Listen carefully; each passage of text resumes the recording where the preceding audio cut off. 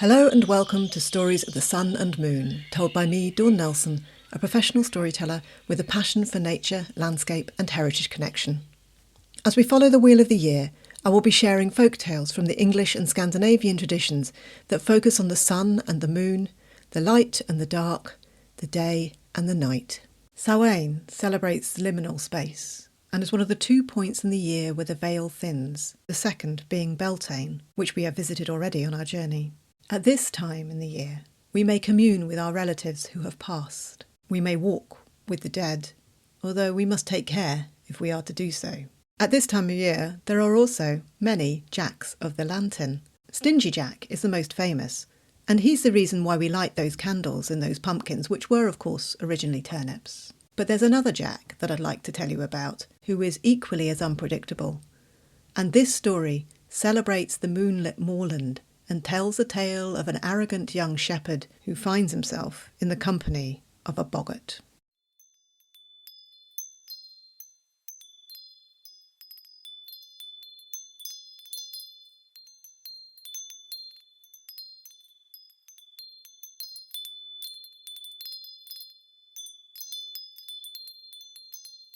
There once was a farmer who employed a faithful shepherd. His name was Jacob, and he had an equally faithful sheepdog named Tan. They had worked for the farmer for many, many years, and Jacob was getting on in his years. His bones were aching and he was finding it harder to do the job. And the farmer had noticed this, and so he suggested to Jacob that they get an apprentice for him, someone to help as he got older and found the work harder. And Jacob agreed. Jacob would train them in his ways, which, as far as the farmer was concerned, were the best of the best and not to be underestimated. Jacob was a wise man and should be listened to carefully by whoever was lucky enough to be trained by him. Now the farmer had heard that just across the way there was a young lad and his sheepdog who already had a very good reputation and seemed to be well trusted and respected in the surrounding area, and so the farmer sent for him and his dog. The young boy's name was Tom, and his dog was Fan. When he arrived at the farm, he set him a job. He was to round up 20 sheep. Tom did this no problem at all. Fan snapping at their heels and Tom whistling and shouting the right words so that Fan knew which way to go, this way and that, zigzagging them into the pen. It took him around 5 minutes and Tom was well pleased with himself and Fan. The farmer, however, leaning against the gate, looked on, none too impressed. "You're making too much noise. Bark, hustle and whistle. Sheep don't like that. And you'll have trouble with them now they've seen your ways. They have a way of remembering, sheep do. You watch Jacob and Tan. They'll show you how it's done." Jacob knelt down beside his dog, Tan, and he asked him to go into the middle of the flock and get out the sheep that was lame. Tan went off slowly towards the sheep. Methodically, he gathered them together, quietly, and then, when they were all happy grazing, he walked into the middle and brought out the lame sheep. Jacob was able to clean the sheep's hoof, ensure there was no infection, and send the sheep back into the flock. "Now that's how it's done," said the farmer. But all Tom thought was how long that had just taken, when he could have done it in half the time. He didn't turn down the apprenticeship, though. It was good money, and so he began work helping Jacob that day. Over the coming months, though, he always thought Jacob was slow, the way he spoke to Tan and never whistled or used the usual commands. Tom was certain that the farmer would see his own worth in time and come round to his way of thinking eventually. As they worked, Jacob would tell him stories that Tom only half paid heed to. Stories of Jack with the lantern, how this mysterious figure would sit on the roof of the lambing shed, soaking up the warmth of the livestock below. You knew he was there, as the ewes would snicker and stomp. Tan, Jacob's dog, knew too when Jack was there, for one night he'd booted him off the roof for trying to eat from his bowl of cream, and now Tan would go nowhere near the lambing roof. You see, like many farm spirits, you need to leave the best of the cream for Jack, and he'll look after your ewes and your lambs. Tom didn't believe in Jack, but Tan and Jacob knew all too well he existed. As time wore on, Tom became frustrated with Jacob's slow ways. One day, the farmer came up to the fields to watch and see what Tom had learnt. All he saw was Jacob and Tan, quiet and steady as they always were, getting the job done with no fuss or stress to his flock, and Tom with a face like thunder and his dog Fan whimpering at his heels as they brought the sheep home. Later, when he was on his own with Jacob, the farmer advised him, "You'll need to be firm with Tom and Fan if they are to learn our ways. Perhaps even use a strap." But Jacob wouldn't have it. "I have other ways," he said. and the farmer shook his head, but he did trust Jacob, and he knew he was a good shepherd and would hopefully make a good shepherd of Tom.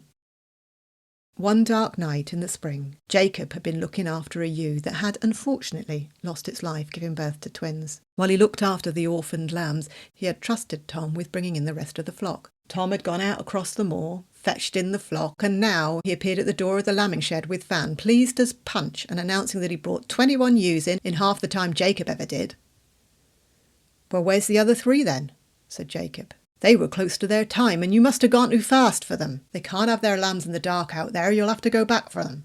"But the weather's turning," said Tom. "The fog's coming in and I'll get lost out there." "You need to get those sheep back or die trying," Jacob replied in his gentle, level voice. "Tan'll go with you. He knows what he's doing. I'll follow later if I can." Tan was already waiting to go, and none of the 3 noticed Jack with a lantern watching them from the lambing shed roof. Tom had no idea Jack saw him kick Tan in annoyance, taking out his anger that he'd been sent out for 3 stupid animals. And he also had no idea that Jack saw him hit Tan about the head when Tan stopped at the ditch by the field gate and refused to go any further with him into the night.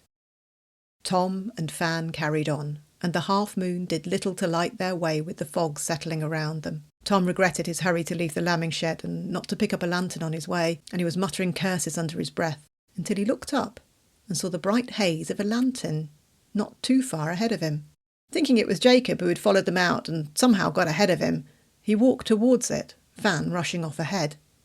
As he walked on, the lantern never really got any closer, staying 100 yards or so ahead of them. He could hear, but not see, Fan off ahead barking at the lantern, but he kept on walking until both he and Fan were pixie-led from the path by the farm boggart.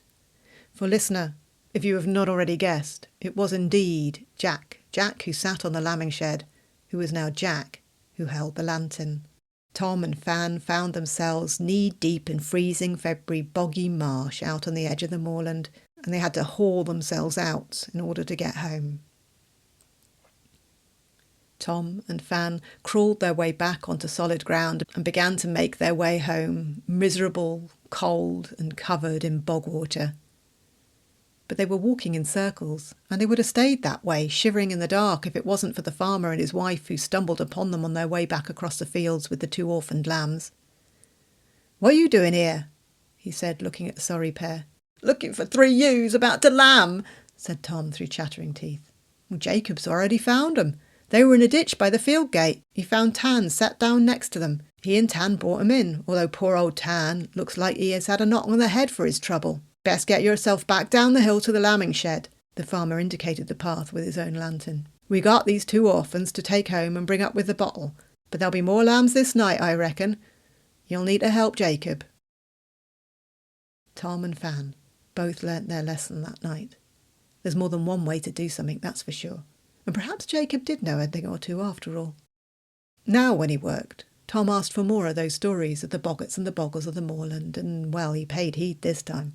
For now he knew there was sure as sure can be things out there that will lead you off the path if you're not careful. Every now and then he'd hear footsteps on the roof of the lambing shed and the gentle cackle of their owner as he lapped up the cream Tom left out for him. And as time wore on and Jacob and Tan passed from this world, Tom and Fan learnt how to work with the sheep and the land, quietly, steadily, and with the utmost respect.